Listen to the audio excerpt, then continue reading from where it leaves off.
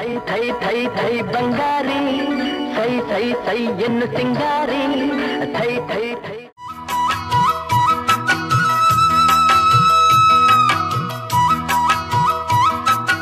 ನಮಸ್ಕಾರ. Ganesh Kasaragod, speed news Kannada. ನನ್ನ ಅಂಕಣ ನೆನಪುಗಳ ಮೆರವಣಿಗೆ. ಇವತ್ತಿನ ಮೆರವಣಿಗೆಯಲ್ಲಿ ನನ್ನ ಜೊತೆ ಸಾಗ್ತಿರೋರು ಉಡುಪಿ ಜಯರಾಮ್, ಉಡುಪಿ ಬಿ ಜಯರಾಮ್. ಇದು ನಿಮಗೆ ಇವರ ಬಗ್ಗೆ ಗೊತ್ತಿದೆಯೋ ಇಲ್ಲೋ? ಅದಕ್ಕಾಗಿ ಒಂದು ಸಣ್ಣ ಇಂಟ್ರೊಡಕ್ಷನ್. ಅಂದರೆ ಹಳೆ ಪ್ರತಿ ಸಿನಿಮಾಗಳ ಟೈಟಲ್ ಕಾರ್ಡಲ್ಲಿ ನೃತ್ಯ ಉಡುಪಿ ಜಯರಾಮ್, ಕೆಳಗಡೆ ದೇವಿ ಅಂತ ಬರುತ್ತೆ. ಆ ಉಡುಪಿ ಜಯರಾಮ್ ಬಗ್ಗೆ ನಾನು ಮಾತಾಡಲಿಕ್ಕೆ ಬಂದಿದ್ದು. ಬಿ ಜಯರಾಮ್ ಅಂದರೆ ಬಾಳೆಕುದ್ರು ಜಯರಾಮ್. ಅದಕ್ಕಾಗಿ ಅವರು ಬಿ ಜಯರಾಮ್ ಅಂತೇಳಿ ಹೆಸರಿಟ್ಕೊಂಡಿದ್ದರು. ಕ್ರಮೇಣ ಉಡುಪಿ ಬಾಳೆಕುದ್ರು ಅಂತೇಳಿ ಹೇಳೋದು ಕಷ್ಟ ಆಗುತ್ತೆ. ಆದ್ದರಿಂದ ಉಡುಪಿ ಸೇರಿಸ್ಕೊಂಡು, ಉಡುಪಿ ಹತ್ತಿರ ಗ್ರಾಮ ಅದು ಬಾಳೆಕುದ್ರು, ಉಡುಪಿ ಜಯರಾಮ್ ಆದರು. ಇಲ್ಲಿ ದೇವಿ ಮೂಲತಃ ಆಂಧ್ರ ಪ್ರದೇಶದವರು. ಅವರು ಇವ್ರ ಜೊತೆ ಅಸಿಸ್ಟೆಂಟಾಗಿ ಕೆಲಸ ಮಾಡ್ತಾಯಿದ್ದವರು. ಇವತ್ತಿಗೂ ಅವರಿದ್ದಾರೆ, ಆದರೆ ಬಿ ಜಯರಾಮ್ ಅವರಿಲ್ಲ. ನಾನೀಗ ಹೇಳ್ತಾ ಇರೋದು ಸುಮಾರು 2003ರಲ್ಲಿ ನಡೆದ ಇನ್ಸಿಡೆಂಟ್ ಬಗ್ಗೆ. ಆಗ ನಾನು ಈ ಹಳೆ ಕಲಾವಿದರನ್ನು ಹುಡ್ಕೊಂಡು ಮದ್ರಾಸಿಗೆ ಹೋಗಿದ್ದೆ. ಮದ್ರಾಸು ಅಂತೇಳಿ ಹೇಳೋದು ಯಾಕಂದರೆ ಆ ಕಾಲದಲ್ಲಿ ಅದು ಮದ್ರಾಸ್ ಆಗಿತ್ತು, ಈಗ ಚೆನ್ನೈ ಆಗಿದೆ. ಅಲ್ಲಿ ತುಂಬ ಜನನ ಭೇಟಿ ಮಾಡಿದ್ದೀನಿ. ಪಿ ಬಿ ಶ್ರೀನಿವಾಸ್, ಉಡುಪಿ ಜಯರಾಮ್, ಕೋಕಿಲಾ ಮೋಹನ್, ಅದೇ ಕಣ್ಣು ಸತೀಶ್, ಹೀಗೆ ತುಂಬ ಜನನ ಭೇಟಿ ಮಾಡಿದ್ದೀನಿ. ಹಾಗೆ ಭೇಟಿ ಮಾಡಿದವರಲ್ಲಿ ಒಬ್ಬರು ಈ ಉಡುಪಿ ಜಯರಾಮ್ ನನ್ನ ಮನಸ್ಸಿಗೆ ತುಂಬ ಹಿಡಿಸಿದವರು. ಮತ್ತು ನಾನೊಂಥರ ಬೇಗುದಿಯಲ್ಲಿ ಬೇಯುವಂತೆ ಮಾಡಿದಂತಹ ಒಂದು ಸ್ಟೋರಿ ಇದು. ಹೋದೆ, ಅಲ್ಲಿ ಶೃಂಗೇರಿ ಮಠ ಇದೆ ಚೆನ್ನೈನಲ್ಲಿ. ಶೃಂಗೇರಿ ಮಠ ಪಕ್ಕದಲ್ಲಿ ಅವ್ರದ್ದು 2-3-4 ಅಂತಸ್ತಿನ ಮನೆ ಇದೆ. ಆ ಕಾಲದಲ್ಲಿ ಸಿಕ್ಕಾಪಟ್ಟೆ ಬ್ಯುಸಿಯಾಗಿದ್ದರು ಉಡುಪಿ ಜಯರಾಮ್ ಅವರು. ಎಷ್ಟು ಜನ ಅಂದರೆ ಎಷ್ಟು ದೊಡ್ಡ ಸ್ಟಾರ್ಗಳಿಗೆ ಡ್ಯಾನ್ಸ್ ಡೈರೆಕ್ಟ್ ಮಾಡಿದ್ದಾರೆ ಅಂದರೆ, ಇಲ್ಲಿ ರಾಜ್ಕುಮಾರ್, ವಿಷ್ಣುವರ್ಧನ್, ಶಿವರಾಜ್ಕುಮಾರ್ವರೆಗೆ. ತಮಿಳುನಾಡಿನಲ್ಲಿ MGR, ಶಿವಾಜಿ ಗಣೇಶನ್, ಜಮಿನಿ ಗಣೇಶನ್. ತೆಲುಗಿನಲ್ಲಿ ಆಂಧ್ರ ಪ್ರದೇಶದಲ್ಲಿ NTR, ನಾಗೇಶ್ವರರಾವ್, ಚಿರಂಜೀವಿ, ಇಂಥ ದೊಡ್ಡ ದೊಡ್ಡ ಸ್ಟಾರ್ಗಳಿಗೆ ಡ್ಯಾನ್ಸ್ ಡೈರೆಕ್ಟ್ ಮಾಡಿದಂತಹ ಈ ವ್ಯಕ್ತಿ, ಈ ಶಕ್ತಿ ಬಿ ಜಯರಾಮ್ ಉರುಫ್ ಉಡುಪಿ ಜಯರಾಮ್ ಅವರ ಮನೆಗೆ ಹುಡ್ಕೊಂಡು ಹೊರಟೆ. ಅದು ಹೇಳಿದ್ನಲ್ಲ, ಶೃಂಗೇರಿ ಮಠದ ಪಕ್ಕದಲ್ಲಿ 4 ಅಂತಸ್ತಿನ ಮನೆ. ಹೋದೆ, ನನ್ನ ಪರಿಚಯ ಹೇಳ್ಕೊಂಡೆ. ಅಲ್ಲೊಬ್ಬ ಸೆಕ್ಯೂರಿಟಿ ಅವನಿದ್ದು, ನನ್ನನ್ನು ಒಳಗೆ ಕಳಿಸಿದ. ನಾನು ಸೀದಾ ಹೋಗಿ ಒಂದು ಹಾಲ್ ತೋರಿಸಿದ. ಹಾಲ್ನಲ್ಲಿ ಒಂದು ಸೋಫಾದಲ್ಲಿ ಕೂತ್ಕೊಂಡೆ. ಅಷ್ಟರಲ್ಲಿ ಮನೆಯವರಿಗೆ ನಾನು ಬಂದಿರೋ ವಿಚಾರ ಗೊತ್ತಾಯಿತು. ಅವರು ತಕ್ಷಣ ಹೊರಗೆ ಬಂದರು. ಹೊರಗೆ ಯಾವ ಸೀನ್ ಅಂದರೆ ನನಗೆ ನೋಡಿ ಗಾಬರಿ ಆಗಿಬಿಡ್ತು. ಒಂದು ಕಡೆ ಅವರ ಮಗ ವೆಂಕಟೇಶ್ ಅಂತ, ಉಡುಪಿ ಜಯರಾಮ್ ಅವ್ರ ಮಗ ವೆಂಕಟೇಶ್, ಅಂದರೆ ಇಂಟೀರಿಯರ್ ಡೆಕೋರೇಟರಾಗಿ ಕೆಲಸ ಮಾಡ್ತಾನೆ. ಒಂದು ಹೆಗಲಿಗೆ ಅವರ ಕೈ, ಇನ್ನೊಂದು ಹೆಗಲಿಗೆ ಅವರ ಮಿಸಸ್ ಸರೋಜಮ್ಮನ ಹೆಗಲ ಮೇಲೆ ಅವರ ಕೈ. ಸೊ ಹೀಗೆ ಬರ್ತಾಯಿದ್ದಾರೆ ಮೆಲ್ಲ ಸ್ಲೋ ಆಗಿ ನಡ್ಕೊಂಡು. ಹೇಗೆ ಅಂದರೆ ನಮ್ಮ ದೇವೇಗೌಡರು ಈಗ ಬರ್ತಾರಲ್ಲ ಆ ಥರ. ಇವರ ಉಡುಪಿ ಜಯರಾಮ್ ಅವ್ರಿಗೆ ಸೌಖ್ಯ ಇಲ್ಲ ಅಂತ ನನಗೆ ಗೊತ್ತು, ಅನಾರೋಗ್ಯ ಕಾಡ್ತಾ ಇದ್ದೀನಿ ಅಂತ ಗೊತ್ತು. ಆದರೆ ಈ ಮಟ್ಟಕ್ಕ ಅಂತ ಗಾಬರಿಯಾಗಿ ಕೂತ್ಕೊಂಡಲ್ಲಿ ಎದ್ದು ನಿಂತೆ. ಸರ್ ನಮಸ್ಕಾರ ಅಂತ ಹೇಳ್ತಾನೆ. ಏನು ಎಕ್ಸ್ಪ್ರೆಷನ್ನೇ ಇಲ್ಲ. ಸುಮ್ಮನೆ ಎಲ್ಲೋ ನೋಡ್ತಾ ಇದ್ದಾರೆ, ಯಾವುದೋ ಲೋಕ ಅವ್ರದ್ದು. ಬಂದು ಕೂತ್ಕೊಂಡ್ರು. ನಾನು ಪಕ್ಕದಲ್ಲಿ ಕೂತ್ಕೊಂಡೆ.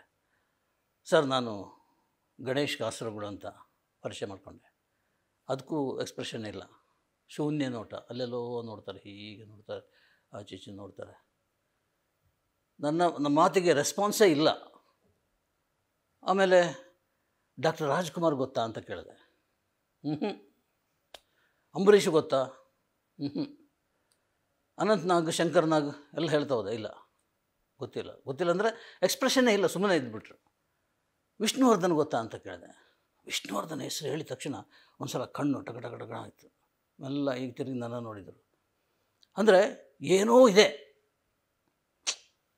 ಮಿದುಳು ವರ್ಕ್ ಆಗ್ತಾಯಿದೆ, ಏನೋ ಅವರಿಗೆ ನೆನಪಿನ ಶಕ್ತಿ ಅಷ್ಟರ ಮಟ್ಟಿಗೆ ಇದೆ ಅಂತ ನಾನು ಅಂದ್ಕೊಂಡೆ. ಸೊ ಆಯಮ್ಮ ಸರೋಜಮ್ಮ ಬಂದು ಕೂತ್ಕೊಂಡು ನನ್ನ ಹತ್ರ ಕತೆ ಹೇಳಲಿಕ್ಕೆ ಶುರು ಮಾಡಿದ್ರು, ಏನಾಯಿತು ಅಂತೇಳಿ. ಅವ್ರು ಸಿಕ್ಕಾಪಟ್ಟೆ ಬ್ಯುಸಿಯಾಗಿದ್ದರು. ಎಷ್ಟು ಬ್ಯುಸಿ ಅಂದರೆ, ಈ ಕಡೆ ಚೆನ್ನೈಯಿಂದ ಬರ್ತಾಯಿದ್ರು, ಬರುವಷ್ಟರಲ್ಲಿ ಇವರು ಸೂಟ್ ಕೇಸ್ ರೆಡಿ ಮಾಡಿರ್ತಾಯಿದ್ರು. ತಿಂಡಿನ ಊಟನ ಏನೋ ಮಾಡಿಕೊಂಡು ಇದು ಎತ್ಕೊಂಡು ಸೂಟ್ ಕೇಸ್ ಇಟ್ಕೊಂಡು ಬಾಂಬೆಗೆ ಹೋಗ್ತಾಯಿದ್ರು. ಬಾಂಬೆಯಿಂದ ಹೈದರಾಬಾದಿಗೆ ಬರ್ತಾಯಿದ್ರು. ಸೊ ಹೀಗೆ ಟ್ರಾವೆಲ್ ಮಾಡಿ ಮಾಡಿ ಮಾಡಿ ಸಿಕ್ಕಾಪಟ್ಟೆ ಬಿಸಿ. ದಿವಸಕ್ಕೆ ಎಲ್ಲೋ ಯಾವುದೋ ಊರಲ್ಲಿ ಊಟ, ಯಾವುದೋ ರಾಜ್ಯದಲ್ಲಿ ತಿಂಡಿ, ಯಾವುದೋ ಇನ್ನೊಂದು ರಾಜ್ಯದಲ್ಲಿ ನಿದ್ದೆ. ಇಷ್ಟು ಬ್ಯುಸಿಯಾಗಿದ್ದವರು ಇದ್ದಕ್ಕಿದ್ದಾಗೆ ಈ ಸ್ಥಿತಿಗೆ ಬಂದರು. ಏಕಾಂತವಾಗಿ ಮತಿಭ್ರಮಣೆಯೋ ಅಥವಾ ಪೂರ್ತಿ ನೆನಪು ಕಳ್ಕೊಂಡಿದ್ದಾರೋ ಹೇಳಲಿಕ್ಕಾಗಲ್ಲ. ನಾನು ಯೋಚನೆ ಮಾಡ್ತಾಯಿದ್ದೇನೆ, ಮತ್ತೆ ಮಾತಾಡೋ ರೆಸ್ಪಾನ್ಸೇ ಇಲ್ಲ. ಇಷ್ಟು ವಿಷಯವನ್ನು ಅವರ ಮಿಸ್ಸಸ್ ಹೇಳಿದ್ದು. ಆಮೇಲೆ ಮಗ ವೆಂಕಟೇಶು ಇಂಟೀರಿಯರ್ ಡೆಕೋರೇಟರ್. ಅಲ್ಲಿ ಆ ಮನೆ ಎದುರಿನಲ್ಲಿ ಒಂದು ಫ್ಲ್ಯಾಟ್, ಅಪಾರ್ಟ್ಮೆಂಟಲ್ಲಿ ಒಂದು ಫ್ಲ್ಯಾಟ್ ತೊಗೊಂಡಿದ್ದಾರೆ.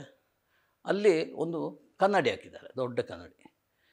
ಆ ಕನ್ನಡಿ ಇವರ ದೊಡ್ಡ ಆಸೆ ಆಗಿತ್ತು ಅಪ್ಪನ, ಅಂದರೆ ಉಡುಪಿ ಜಯರಾಮ್ ಅವರು. ಒಂದು ದೊಡ್ಡ ಕನ್ನಡಿ ಮುಂದೆ ನಿಂತ್ಕೊಂಡು ನಾನು ಅದೇ ಥರ ಆ್ಯಕ್ಟ್ ಮಾಡಬೇಕು ಅಂಥೇಳಿ. ಆದರೆ ಅವರ ಕೈಲಿ ಆಗಿರಲಿಲ್ಲ. ನನ್ನ ಮಗನು ಆ ಮನೆಗೆ ಕರ್ಕೊಂಡೋದ್ರು, ಫ್ಲ್ಯಾಟಿಗೆ ಕರ್ಕೊಂಡೋದ್ರು ವೆಂಕಟೇಶ್ ಅವರು. ಸೇಮ್ ಅವ್ರ ಮಿಸ್ಸಸ್ ಅವ್ರ ಕೈ ಹಿಡಿದು ಇವರ ಹೆಗಲು ಕೊಟ್ಟು ಹಾಗೆ ರಸ್ತೆ ದಾಟಿ ಆಚೆ ಹೋಗಬೇಕು, ಅಲ್ಲಿ ಮನೆ ಹೋದ್ವಿ. ಎದುರು ಡೋರ್ ಓಪನ್ ಮಾಡಿದ ತಕ್ಷಣ ಕನ್ನಡಿ, ದೊಡ್ಡ ಮಿರರ್. ಹೋಗೋಗ್ಲೇ ನಮ್ಮ ಪ್ರತಿಬಿಂಬ ಅಲ್ಲಿ ಕಾಣುತ್ತೆ. ನಮಗೆಲ್ಲ ಅನಿಸುತ್ತೆ ಇದೇನಿದು, ನಾವೇ ನೋಡ್ತಾ ಇದ್ದೀವಲ್ಲ ಅಂತೇಳಿ. ಆದರೆ ಇವರಿಗೆ ಯಾವ ಎಕ್ಸ್ಪ್ರೆಷನ್ ಇರಲಿಲ್ಲ ಉಡುಪಿ ಜಯರಾಮ್ ಅವರಿಗೆ. ಸುಮ್ಮನೆ ಹೋಗಿ ಹತ್ರ ನಿಂತರು. ನಾನು ಅವ್ರ ಮಗನ ಜೊತೆ ಇದ್ದಿದ್ದನ್ನು ಫೋಟೋ ತಗೊಂಡೆ. ಅಂದರೆ ನಮ್ಮ ಫೋಟೋಗ್ರಾಫರ್ ಬಂದಿದ್ದರು, DC ನಾಗೇಶ್ ಅವರು, ಜೊತೆಗೆ ಹರೀಶ್ ಪುತ್ತೂರಾಯ್ ಅವರಿದ್ದರು. ಸೊ ಹೋಗಿ ಮನೆಯೆಲ್ಲ ನೋಡ್ಕೊಂಡು ಬಂದ್ವಿ. ತುಂಬ ಅದ್ಭುತವಾಗಿ ಇಂಟೀರಿಯರ್ ಡೆಕೋರೇಟರ್ ಅಂತಂದರೆ ಒಳಗಡೆ ಅಷ್ಟು ಅದ್ಭುತವಾಗಿ ಕಟ್ಟಿದ್ದಾರೆ ವೆಂಕಟೇಶ್ ಅವರು. ವಾಪಸ್ಸು ಮನೆಗೆ ಬಂದ್ವಿ. ಮನೆಗೆ ಬಂದು ಸೋಫಾದಲ್ಲಿ ಕೂತ್ಕೊಂಡಿದ್ವಿ. ಏನಾದರೂ ಒಂದು ಟ್ರೈ ಮಾಡೋಣ, ಯಾವುದೋ ಒಂದು ಪ್ರಯೋಗ ಮಾಡೋಣ ಅಂತ ನನಗೆ ಅನ್ನಿಸ್ತು. ತಕ್ಷಣ ನನಗೆ ಹೊಡೆದಿದ್ದೇನೆಂದರೆ, ಒಂದು ಹಾಡು ಹಾಕೋಣ ಅಂತ. ಗಿರಿ ಕನ್ಯೆ ಸಿನಿಮಾದ ಥೈ ಥೈ ಥೈ ಥೈ ಬಂಗಾರಿ ಹಾಡು ಹಾಕಿದ ತಕ್ಷಣ ಉಡುಪಿ ಜಯರಾಮ್ ಅವ್ರ ಕಣ್ಣು ಆ ಕಡೆ ಈ ಕಡೆ ಹೋಗ್ಲಿಕ್ಕೆ ಶುರು ಆಯಿತು. ಏನೋ ಶಕ್ತಿ ಬಂದಾಗ ಆಯಿತು ಅವರಿಗೆ. ಹಾಡ್ತಾ ಇದೆ. ರಾಜ್ಕುಮಾರ್, ಜಯಮಾಲ ಕುಣಿತಾ ಇದ್ದಾರೆ. ಇವರು ಸೋಫಾದಿಂದ ಎದ್ಬಿಟ್ರು. ಸಡನ್ನಾಗಿದ್ದ, ನಡೆಯೋ ಸ್ಥಿತಿಯಲ್ಲೇ ಇರಲಿಲ್ಲ, ಬಟ್ ಶಕ್ತಿ ಬಂತು ಅವರಿಗೆ. ಎದ್ದು ನಿಂತರು. ಅಲ್ಲಿ ರಾಜ್ಕುಮಾರ್ ಹೇಗೆ ಕುಣಿತಾ ಇದ್ರೋ ಜಯಮಾಲ ಜೊತೆ, ಆ ಥರ ಇವರು ಒಬ್ಬರೇ ಥೈ ಥೈ ಥೈ ಥೈ ಬಂಗಾರಿ ಕುಣಿಲಿಕ್ಕೆ ಶುರು ಮಾಡಿದರು. ಥೈ ಥೈ ಥೈ ಥೈ ಬಂಗಾರಿ, ಸೈ ಸೈ ಸೈ ಎನ್ನು ಸಿಂಗಾರಿ, ಥೈ ಥೈ ಥೈ.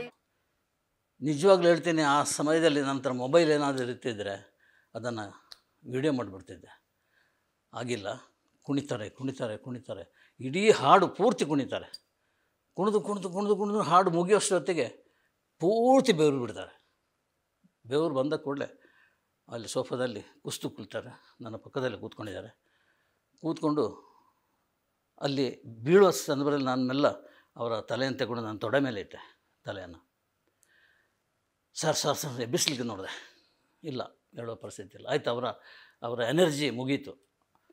ಸೊ ಗಿರಿಕನ್ಯೆ ಸಿನಿಮಾದ ಆ ಹಾಡು, ಅವರ ಡ್ಯಾನ್ಸು, ಇದೆಲ್ಲ ನೋಡಿಬಿಟ್ಟು ನನಗೆ ಹೇಗೆ ಇದು, ಯಾವ ಕಾರಣಕ್ಕೆ ಹೀಗಾಗಿದೆ ಅಂತ ನಾನು ಸ್ವಲ್ಪ ಹೊತ್ತಿನಲ್ಲೇ ನಮ್ಮ ಸೈಕ್ರಾಟಿಸ್ಟಿಗೆ ಬೆಂಗಳೂರಿನಲ್ಲಿ ಫೋನ್ ಮಾಡಿದೆ. ಅವರು ಹೇಳಿದರು, ಸರ್ ಬಹುಶಃ ಅವರನ್ನು ಕೂಡ ಹಾಕಿದೆ. ಅಂದರೆ ದಿವಸಕ್ಕೆ 5-6 ಸ್ಟೇಟಿಗೆ ಹೋಗಿ ಬರ್ತಾಯಿದ್ದವರು ಫ್ಲೈಟಲ್ಲಿ, ಇದ್ದಕ್ಕಿದ್ದಾಗೆ ಮನೇಲಿ ಕೂಡ ಹಾಕಿದರೆ ಹೇಗಿರ್ತದೆ, ಹಾಗೆ ಆಗಿದೆ ಅವರಿಗೆ ಪರಿಸ್ಥಿತಿ. ಬಹುಶಃ ಅದು ಗುಣ ಆಗುವುದು ಅಥವಾ ಆರೋಗ್ಯ ಮತ್ತೆ ಪುನಃ ಬರುವುದು ಡೌಟ್ ಇದೆ. ಆದರೂ ಈಗ ನೀವು ಹೇಳಿದ್ರಿ ಯಾವುದೋ ಹಾಡು ಬಂದಾಗ ಅವರು ಕುಣಿಲಿಕ್ಕೆ ಹೊರಟರು ಅಂತೇಳಿ, ಸುಪ್ತವಾಗಿ ಏನೋ ಅವರಿಗೆ ಕೇಳಿಸ್ತಾ ಇದೆ. ಆ ಕಾರಣಕ್ಕೆ ಅವರು ಎದ್ದು ಡ್ಯಾನ್ಸ್ ಮಾಡಿದರು ನಿಮ್ಮ ಮುಂದೆ ಅಂತ ಆ ಸೈಕ್ರಾಟಿಸ್ಟ್ ನನ್ನ ಅಂತ ಹೇಳಿದರು. ಸೊ ಈಗ ನಾನು ತೊಡೆ ಮೇಲೆ ತಲೆಯಿಟ್ಟು ಮಲ್ಕೊಂಡಿದ್ದಾರಲ್ಲ, ನಾನು ಹಾಗೆ ಮೆಲ್ಲ ತಡ್ತಾ ಅವರ ವಿರಳ ಕೂದಲು, ಒಂದಷ್ಟು ಕೂದಲು ಅದನ್ನು ನೇವರಿಸ್ತಾ ಇದ್ದಾಗೆ ಒಂಥರ ನಿದ್ದೆ ಬಂದಾಗೆ ಆಯಿತು. ನಿದ್ದೆ ಬಂದಾಗೆ ಆಗಿದ್ರೆ ನಾನು ಅವರ ಒಂದು ದಿಂಬಿಟ್ಟು ತೊಡೆಯಿಂದ ಅವರ ತಲೆಯನ್ನು ಆ ದಿಂಬಿನ ಮೇಲೆ ಇಟ್ಟೆ. ಹೀಗೆ ಹೋಗಿ ನೋಡುವಾಗ ಏನು ಹೇಳ್ತೀರಿ, ಕಣ್ಣು ನೀರು ತೊಟ್ಟಿಗ್ತಾ ಇದೆ. ಅದು ಹೇಳ್ಕೊಳ್ಳೋದ ಅಂತ ಒಂದು ಭಾವನೆ, ಅದು ಸಂದರ್ಭ ನನಗೆ ಏನು ಮಾಡಬೇಕು ಅಂತ ಗೊತ್ತಾಗಿಲ್ಲ. ಸೊ ಇದು 2003ರಲ್ಲಿ ನಡೆದ ಘಟನೆ. ಅದನ್ನು ನಾನು ಹಾಗೇ ಆ್ಯಸ್ ಇಟ್ ಈಸ್ ವಿಜಯ ಕರ್ನಾಟಕದಲ್ಲಿ ಸಿನಿಮಾ ಇನ್ಚಾರ್ಜ್ ಆಗಿರುವಾಗ ಫ್ರಂಟ್ ಪೇಜ್ನಲ್ಲಿ ಅವರ ಫೋಟೋ, ಟೈಟಲ್, ಇಂಟ್ರೋ ಎಲ್ಲ ಹಾಕ್ಕೊಂಡ್ಬಿಟ್ಟು ಡಿಸ್ಪ್ಲೇ ಮಾಡಿದ್ದೆ. ಅದು ತುಂಬ ಒಳ್ಳೆಯ ರೆಸ್ಪಾನ್ಸ್ ಬಂತು. ರೆಸ್ಪಾನ್ಸ್ ಅಂದರೆ ಒಬ್ಬ ಕಲಾವಿದ ಅಂದರೆ ನೃತ್ಯ ಕಲಾವಿದ ಉಡುಪಿ ಜಯರಾಮ್ ಈ ಥರ ಅಸೌಖ್ಯದಿಂದ ಮಲ್ಕೊಂಡಿದ್ದಾರೆ, ಈ ಥರ ಆರೋಗ್ಯ ಹದಗೆಟ್ಟು ಹೋಗಿದೆ, ಇನ್ನು ಮುಂದೆ ಮತ್ತೆ ವಾಪಸ್ಸು ಅದೇ ಫಾರ್ಮೇಗೆ ಬರಲಿಕ್ಕೆ ಸಾಧ್ಯ ಇಲ್ಲ ಅಂತ ಹೇಳಿ ಎಲ್ಲ ಒಂದು ಆರ್ಟಿಕಲ್ ಬರೆದ ಮೇಲೆ ಅದು ಜನಪ್ರಿಯ ಆಯಿತು. ಜನ ಸಿಕ್ಕಾಪಟ್ಟೆ ನನ್ನನ್ನು ಕಾಂಟ್ಯಾಕ್ಟ್ ಮಾಡಲಿಕ್ಕೆ ಶುರು ಮಾಡಿದ್ರು, ಫೋನ್ ಮಾಡಿದರು. ಮತ್ತು ಒಳ್ಳೆಯ ರೆಸ್ಪಾನ್ಸ್ ಬಂತು. ಆ ರೆಸ್ಪಾನ್ಸ್ ಬಗ್ಗೆ ನನಗೆ ಇದಲ್ಲ, ಬಟ್ ಒಬ್ಬ ನೃತ್ಯ ಕಲಾವಿದನ ಬಗ್ಗೆ ಇಡೀ ಕರ್ನಾಟಕ ಮಿಡಿದ ರೀತಿ ಇದೆಯಲ್ಲ, ಅದು ಮಾತ್ರ ನನಗೆ ತುಂಬ ಖುಷಿ ಕೊಡ್ತು ಆ ಬರಹಕ್ಕೆ. ಇನ್ನು ದೇವಿ, ಅವರ ಅಸಿಸ್ಟೆಂಟ್ ಆಗಿರುವಂಥ ದೇವಿ ಬಗ್ಗೆ, ಬರೀ ದೇವಿ ಅಷ್ಟೇ. ಆಮೇಲೆ ಉಡುಪಿ ಜಯರಾಮ್ ಜೊತೆ ಇದ್ದು ಅವರನ್ನು ಕೂಡ ಉಡುಪಿ ದೇವಿ ಅಂತೇಳಿ ಕರೀಲಿಕ್ಕೆ ಶುರು ಮಾಡಿದ್ರು. ನನಗೆ ತುಂಬ ಬೇಕಾದ ಆತ್ಮೀಯ ವ್ಯಕ್ತಿಯವರು ದೇವಿಯಿಂದ. ಆಗಾಗ ಚೆನ್ನೈನಿಂದ ಫೋನ್ ಮಾಡ್ತಾ ಇರ್ತಾರೆ. ಅವ್ರದ್ದೊಂದು ಮನೆ ಇದೆ, ಅಲ್ಲಿ ದೊಡ್ಡ ಮನೆ ಕಟ್ಟಿದ್ದಾರೆ. ಅದು ಮಾತ್ರ ಅವರ ಒಟ್ಟು ಆಸ್ತಿ ಅಂತ ಹೇಳೋದು ಚೆನ್ನೈನಲ್ಲಿರುವ ಅದೊಂದು ಮನೆ. ಅವರು ಇವ್ರ ಜೊತೆ ಯಾವತ್ತಿದ್ದರೂ ಇವ್ರ ಜೊತೆನೇ ಮಾಸ್ಟ್ರು ಅಂತೇಳಿ, ಅಂದರೆ ಡ್ಯಾನ್ಸ್ ಮಾಸ್ಟ್ರು ಅಂತೇಳಿ ಅವ್ರ ಜೊತೆಗಿರೋದು. ಅವರು ಹೇಳಿಕೊಟ್ಬಿಟ್ಟಿದ್ದಾರೆ, ನೋಡು ಇದು ನನಗೆ ಬೇಕಾದ್ದು, ಇದನ್ನು ಅವರಿಗೆ ಕಲಿಸು ಅಂತೇಳಿ. ಸೊ ಅವ್ರು ಹೇಳಿಕೊಟ್ಟಿರ್ತಾರೆ. ಅದೇ ರೀತಿ ನಟರು ನಾಯಕಿಯವರು ಡ್ಯಾನ್ಸ್ ಮಾಡ್ತಾರೆ. ಸೊ ಆ ಥರ ಜೊತೆಲಿದ್ದವರು ಎಲ್ಲೇ ಹೋಗಲಿ, ಚೆನ್ನೈ ಆಗಿರಲಿ, ಹೈದರಾಬಾದ್ ಆಗಿರಲಿ, ಬಾಂಬೆ ಆಗಿರಲಿ, ಎಲ್ಲೇ ಹೋದರೂ ಅವ್ರ ಜೊತೆಲಿ ಇರ್ತಾಯಿದ್ರು. ಅವ್ರು ಸೂಟ್ ಕೇಸ್ ಇಟ್ಕೊಂಡು ಅವ್ರ ಪಕ್ಕದಲ್ಲಿ ನಿಂತಾಯಿದ್ರು. ಅವರು ಮದುವೆ ಆಗಿಲ್ಲ ರೀ, ಈಗ 80-90 ವಯಸ್ಸಾಗಿರಬೇಕು, ಮದುವೆ ಆಗಿಲ್ಲ. ಮದುವೆ ಯಾಕೆ ಆಗಿಲ್ಲ ಅಂದರೆ ಅವರಿಗೆ 8 ಮಂದಿ ಅಕ್ಕ ತಂಗಿಯರು. ಅವರನ್ನು ಮದುವೆ ಮಾಡಿ ಕೊಡೋದರಲ್ಲೇ ಇವರ ಆಯುಷ್ಯ ಪೂರ್ತಿಯಾಗಿದೆ, ಇವರ ಆಯುಷ್ಯ ಕುಂದುತ್ತಾ ಬಂದಿದೆ. ಆಮೇಲೆ ವಯಸ್ಸಾಯಿತು, ಮದುವೆ ಇಂಟ್ರೆಸ್ಟ್ ಇಲ್ಲ, ಮದುವೆ ಆಗಿಲ್ಲ. ಅಂಥ ದೇವಿಯವರು ಎಷ್ಟೋ ಫಲಕೆಲ್ಲ ಸಿಕ್ಕಿದೆ, ತುಂಬ ಫಲಕ ಸಿಕ್ಕಿದೆ. ಅಂದರೆ ಇದು ಯಾವುದೋ ಫಸ್ಟ್ ಸನ್ಮಾನ ಸಮಾರಂಭ ಇರಲಿ ಅಥವಾ ಅವಾರ್ಡ್ ಇರಲಿ, ಸ್ಟೇಟ್ ಅವಾರ್ಡ್ ಇರಲಿ, ಅದೆಲ್ಲ ಡಿಸ್ಪ್ಲೇ ಮಾಡಬೇಕಾಗಿತ್ತು ಮನೆ ತುಂಬ. ಯಾಕೆಂದರೆ ಅದು ಅವರ ಸಾಧನೆ. ಆ ಸಾಧನೆಯನ್ನು ತೋರಿಸಲಿಕ್ಕೆ ಎಲ್ಲ ಡಿಸ್ಪ್ಲೇ ಮಾಡಬೇಕಾಗಿತ್ತು. ಇಲ್ಲ, ನಾನು ಎಲ್ಲಿದೆ ಅಂತ ಕೇಳಿದೆ. ಇಲ್ಲ, ಅದು ಎಲ್ಲಿಟ್ಟರೆಲ್ಲ ತುಂಬ ಚೆಂದ ಕನ್ನಡ ಮಾತಾಡ್ತಾರೆ ಅವರು, ಎಲ್ಲ ಧೂಳಿ ಹಿಡಿತೆ, ಅದಕ್ಕೆ ಮೂಟೆ ಕಟ್ಟಿ ಅಟ್ಟದಲ್ಲಿ ಹಾಕಿದ್ದಾನೆ ಅಂತ ಹೇಳಿದರು. ನನಗೆ ಅಯ್ಯೋ ಪಾಪ ಅಂತ ಅನಿಸ್ತು. ಏನಂದರೆ ಅದು ಯಾರೇ ವ್ಯಕ್ತಿಗಳು, ಯಾವುದೇ ಸಂಸ್ಥೆ ಇರಲಿ, ಯಾರೇ ವ್ಯಕ್ತಿ ಇರಲಿ, ಪ್ರೀತಿಯಿಂದ ಕೊಡುವಂಥದ್ದು, ಗೌರವದಿಂದ ಕೊಡುವಂಥದ್ದು, ವಿಶ್ವಾಸದಿಂದ ಕೊಡುವಂಥದ್ದು.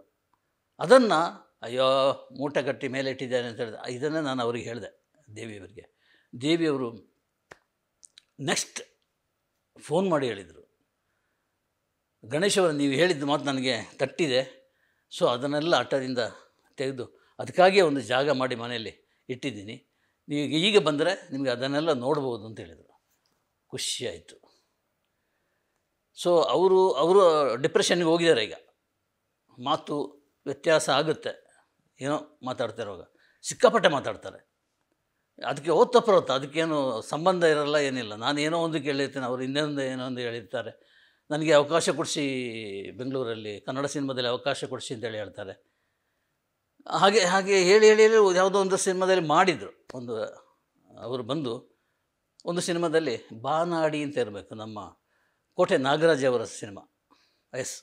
ಕೋಟೆ ನಾಗರಾಜ್ ಅವರ ಬಾನಾಡಿ ಅಂತ ಸಿನಿಮಾದಲ್ಲಿ ಅವರು ಬಂದು ಡ್ಯಾನ್ಸ್ ಡೈರೆಕ್ಟ್ ಮಾಡಿ ಕೊಟ್ಟು ಹೋದರು.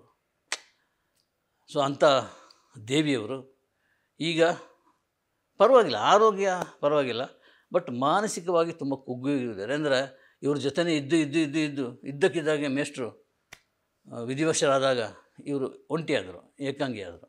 ಆ ಏಕಾಂಗಿತನ ಅವರನ್ನು ಕಾಡ್ತಾ ಇದೆ. ಬಹುಶಃ ಮದುವೆಯಾಗಿ ಗಂಡ ಮಕ್ಕಳೆಲ್ಲ ಇರ್ತಿದ್ದರೆ ಈ ಏಕಾಂತ ಅವರನ್ನು ಕಾಡ್ತಿರಲಿಲ್ಲ. ಇದು ದೇವಿಯವರ ಕಥೆ. ಡ್ಯಾನ್ಸ್ ಬಗ್ಗೆ ಮಾತ್ರ ನಾನು ಹೇಳ್ತಾ ಇದ್ದೀನಿ. ಇನ್ನೊಬ್ಬರು ನಮಗೆ ನೆನಪಾಗೋದು ನಮ್ಮ ಮೂಗೂರು ಸುಂದರಂ, ಪ್ರಭುದೇವರ ತಂದೆ. ಆ್ಯಕ್ಚುಲಿ ಆರಂಭದಲ್ಲಿ ಮೂಗೂರು ಸುಂದರಂ ಮಗ ಪ್ರಭುದೇವ್ ಅಂತಿತ್ತು. ಈಗ ಆತ ದೊಡ್ಡ ಹೆಸರು ಮಾಡಿರೋದರಿಂದ ಪ್ರಭುದೇವರ ತಂದೆ ಮೂಗೂರು ಸುಂದರಂ ಆಗಿದ್ದಾರೆ. ಅವರು ಒಂದು ದಿವಸ ಇದ್ದಕ್ಕಿದ್ದಾಗೆ ನಮ್ಮ ಮನೆಗೆ ಬಂದುಬಿಟ್ರು, ಜರಗನಹಳ್ಳಿ ಅಮ್ಮನ ಮನೆ. ಯಾಕೆ ಅಂತ ಕೇಳಿದೆ. ಇಲ್ಲ, ನಿಮ್ಮನ್ನು ನೋಡಬೇಕು ನಾನು ಅನಿಸ್ತದೆ. ನಾನು ಯಾರು, ನಿಮ್ಗೆ ಗೊತ್ತಾ ನಾನು ಯಾರು ಅಂತ? ಗೊತ್ತು, ನೀವು ಜರ್ನಲಿಸ್ಟು, ನಾನು ನಿಮ್ಮ ಬರವಣಿಗೆಲ್ಲ ಓದಿದ್ದೀನಿ, ನಿಮ್ಮನ್ನು ನೋಡಬೇಕು ಅನಿಸ್ತು ಬಂದೆ ಅಂತೇಳಿ. ಸೊ ಅವರ ದೇವಾನಂದ್ ಅಂತ ಅವರ ಶಿಷ್ಯ, ಅವರು ಕರ್ಕೊಂಡು ಬಂದಿದ್ದು. ಅಂದರೆ ಮನೆಯೆಲ್ಲ ಹುಡ್ಕೊಂಡು ಕಾರಲ್ಲಿ ಕರ್ಕೊಂಡು ಬಂದು ಮೇಲೆ ಹೋಗಿ ಅದು ಫೋಟೋ ಗೀಟೋ ಅವರನ್ನು ಸನ್ಮಾನ ಮಾಡಿದೆ. ಇದೆಲ್ಲ ಆಯಿತು. ಇದಾದಮೇಲೆ ರೀಸೆಂಟಾಗಿ ಯಾವುದೋ ಒಂದು ಸಂದರ್ಶನಕ್ಕಾಗಿ ನಾನು ಅವ್ರ ಮನೆಗೆ ಹೋಗಿದೆ. ಅಂದರೆ ಮೈಸೂರಿನಲ್ಲಿ ಒಂದು ಮನೆ ಇದೆ, ಪ್ರಭುದೇವ್ ಕಟ್ಟಿಕೊಟ್ಟಿದ್ದು. ಆ ಮನೆಗೆ ಹೋದಾಗ ಸೇಮ್ ಇಲ್ಲಿ ನಾನು ಉಡುಪಿ ಜಯರಾಮನ ಏನು ನೋಡಿದ್ನೋ ಹಾಗೇನೆ ಅವರು. ಈ ಮೂಗೂರು ಸುಂದರಂ ಕೂಡ ಏನಿಲ್ಲ, ಬ್ಲ್ಯಾಂಕ್, ಆ ಕಡೆ ಈ ಕಡೆ ನೋಡ್ತಾರೆ. ಸರ್, ನಾನು ಗಣೇಶ್ ಕಾಸರಗೋಡು, ಅಷ್ಟೇ, ನೋ ಎಕ್ಸ್ಪ್ರೆಷನ್. ಇಲ್ಲಿ ನನ್ನನ್ನು ಹುಡ್ಕೊಂಡು ಬಂದು ಅಷ್ಟು ಮಾತಾಡಿದವರು ಇದ್ದಕ್ಕಿದ್ದಾಗೆ ಬ್ಲ್ಯಾಂಕ್ ಆಗಿಬಿಟ್ಟಿದ್ದಾರೆ. ಸೊ ಇದಕ್ಕೆ ಕಾರಣ ಸಿಕ್ಕಾಪಟ್ಟೆ ಬ್ಯುಸಿಯಾಗಿರೋರು ಇದ್ದಕ್ಕಿದ್ದಾಗೆ ಮನೇಲಿ ಏಕಾಂತದಲ್ಲಿದ್ದಾಗ ಈ ಥರ ಆಗುತ್ತಂತೆ. ಸೊ ಮೂಗೂರು ಸುಂದರಂ ಚೆನ್ನಾಗಾಗಲಿ, ಆರೋಗ್ಯ. ಇತ್ತೀಚೆಗೆ ಅವರ ಮಿಸ್ಸಸ್ಸಿಗೆ ಫೋನ್ ಮಾಡಿದ್ದೆ, ಹೇಗಿದ್ದಾರೆ ಅಂತೇಳಿ. ಪರವಾಗಿಲ್ಲ ಸರ್, ನೀವು ಯಾವುದಾದ್ರೂ ಹೇಳಿ ಮೈಸೂರಿನಲ್ಲೇ ಅಥವಾ ಇಲ್ಲಿ ಬೆಂಗಳೂರಲ್ಲಿ ಅವರ ಟ್ರೀಟ್ಮೆಂಟಿಗೆ ಅವರ ಡಾಕ್ಟ್ರು ಸಜೆಸ್ಟ್ ಮಾಡಿ, ನಾವು ಹೋಗ್ತೀವಿ ಅಂತೇಳಿ. ಅಂಥ ಡಾಕ್ಟ್ರು ಅವರ ಏನು ಹರಕೆ ಎಲ್ಲ ಮಾಡಿ ಆಗಿದೆ, ಯಾವುದೂ ಪ್ರಯೋಜನಕ್ಕೆ ಬಂದಿಲ್ಲ. ಅವರು ಹಾಗೇ ಇದ್ದಾರೆ. ನಾನು ಹೇಳಿದೆ, ಒಂದು ನಮ್ಮ ಫಂಕ್ಷನ್ನಿಗೆ ಕರ್ಕೊಂಬನ್ನಿ, ಅವ್ರಿಗೊಂದು ಅವಾರ್ಡ್ ಕೊಡಿಸ್ತೇನೆ ನಾನು. ನಮ್ಮ ಒಂದು ಸಮಾರಂಭ, ಒಂದು ಅದ್ಭುತವಾದ ಒಂದು ಸಮಾರಂಭ ಇದೆ, ಅಲ್ಲಿಗೆ ಅವ್ರನ್ನ ಕರ್ಕೊಂಬನ್ನಿ ಅಂತೇಳಿ. ಹೇಗೆ ಸರ್, ಇವ್ರನ್ನ ಹೇಗೆ ಕರ್ಕೊಂಬರೋದು ಅಂತ ಕರ್ಕೊಂಡು ಬಂದರು. ಹೇಗೋ ಬಂದು ಪ್ರಶಸ್ತಿ ಅವರಿಗೆ ಕೊಡಿಸಿದೆ, ಜೀವಮಾನ ಪ್ರಶಸ್ತಿ.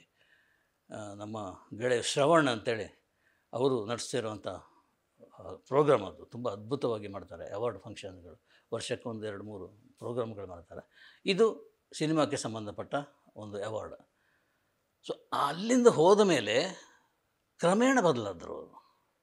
ಅಂದರೆ ಒಂದು ಸಂಪರ್ಕ, ಏಕಾಂತದಲ್ಲಿದ್ದವರು ಇದ್ದಕ್ಕಿದ್ದಾಗೆ ಅವರ ಅಭಿಮಾನಿಗಳ ಮಧ್ಯೆ ಕ್ಲ್ಯಾಪ್ ಅಂಥವರಿಗೆ ತುಂಬ ಅಗತ್ಯನೇ.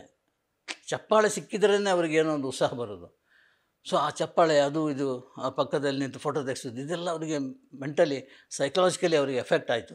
ಸೊ ಈಗ ಸ್ವಲ್ಪ ಚೆನ್ನಾಗಿದ್ದಾರೆ. ಅಂದರೆ ನಾನೆಲ್ಲೋ ಮೈಸೂರು ಚಾಮುಂಡೇಶ್ವರಿ ಬೆಟ್ಟದಲ್ಲಿ ದೇವರ ದರ್ಶನ ಮಾಡಿ ಬಂದಾಗ ಯಾರೋ ಮಾತಾಡಿಸ್ತಿದ್ರು. ಸೊ ಮಾತು ಕರೆಕ್ಟ್ ಇದೆ ಅಂತ ಅನ್ನಿಸ್ತು. ಸೊ ಅವರಿಗೆ ದೀರ್ಘಾಯುಷ್ಯ ಕೊಡಲಿ ಚಾಮುಂಡಿ. ಈಗ ಉಡುಪಿ ಜಯರಾಮ್ ಇದು ನೃತ್ಯ ನಿರ್ದೇಶಕರಂತಹ ಕತೆ ನಾನು ಹೇಳಿದ್ದೆ ಇವತ್ತು. ಉಡುಪಿ ಜಯರಾಮ್ ಈಗಲೂ ನನ್ನನ್ನು ಕಾಡ್ತಾ ಇದ್ದಾರೆ. 2003ರಲ್ಲಿ ನನ್ನ ಘಟನೆಯನ್ನು ಹೇಳಿದ್ದು. ಈಗ 2004ರಲ್ಲಿ ಅವರು ತೀರ್ಕೊಂಡ್ಬಿಟ್ರು. ಅಂದರೆ ಒಂದೇ ವರ್ಷ, ಸುಮಾರು ಒಂದು 5-6 ತಿಂಗಳು ವ್ಯತ್ಯಾಸದಲ್ಲಿ ಅವರು ತೀರ್ಕೊಂಡ್ಬಿಟ್ರು. ತೀರ್ಕೊಂಡ ಮೇಲೆ ಅವರ ಮಗಳ ಮದುವೆ ಇನ್ವಿಟೇಷನ್ ತೊಗೊಂಡು ನಮ್ಮ ಮನೆಗೆ ಬಂದಿದ್ದರು. ಅಷ್ಟು ಆತ್ಮೀಯರಾಗಿದ್ದೆ ನಾನು. ವೆಂಕಟೇಶ್ ಅವರು ಮನೆಗೆ ಬಂದು, ಅವರ ಗಂಡ ಹೆಂಡತಿ ಬಂದು, ದಂಪತಿಗಳು ಬಂದು ಅವ್ರಿಗೆ ಇನ್ವಿಟೇಷನ್ ಕೊಟ್ಟು ಹೋಗಿದ್ದರು. ಸೊ ಇದು ಈ ಥರ ನಡೀತಾ ಇದೆ. ಉಡುಪಿ ಜಯರಾಮ್ ಇಲ್ಲ, ಬಾಳೆ ಕುದ್ರು ಉಡುಪಿ ಜಯರಾಮ್ ಇನ್ನಿಲ್ಲ. ಅಂದರೆ 2004ರಲ್ಲಿ ತೀರ್ಕೊಂಡಾಗ, ಅಂದರೆ 21 ವರ್ಷಗಳ ಹಿಂದೆ ನಾನು ಹೇಳಿದ್ದು ಈ ನೆನಪುಗಳ ಮೆರವಣಿಗೆಯಲ್ಲಿ ಬಂದಂತಹ ಉಡುಪಿ ಜಯರಾಮ್ ಅವರ ಬಗ್ಗೆ ಹೇಳಿದ್ದೀನಿ. ಸೊ ನಿಮಗೆ ಇಷ್ಟ ಆಗಿದೆ ಅಂತ ನಾನು ಹೇಳಲ್ಲ, ಇದೊಂದು ಸ್ಟೋರಿ, ಒಂದು ಸಿನಿಮಾ ಥರ ಇರುವಂಥ ಕತೆ, ಅದನ್ನು ನಿಮ್ಮ ಮುಂದೆ ನಿವೇದಿಸ್ಕೊಂಡಿದ್ದೇನೆ. ನೀವು ಅದನ್ನು ಯಾವ ರೀತಿ ಸ್ವೀಕರಿಸ್ತಿರೋ ಗೊತ್ತಿಲ್ಲ. ಸೊ ನಾಳೆ ಅಥವಾ ಮುಂದೆ ಇನ್ನೊಂದು ಪಯಣದೊಂದಿಗೆ, ಇನ್ನೊಂದು ಮೆರವಣಿಗೆಯಲ್ಲಿ ನಾನು ಪಾಲ್ಗೊಂಡು ಬರ್ತೇನೆ ನಿಮ್ಮ ಮುಂದೆ. ಸದ್ಯಕ್ಕೆ ನಮಸ್ಕಾರ. Thank you.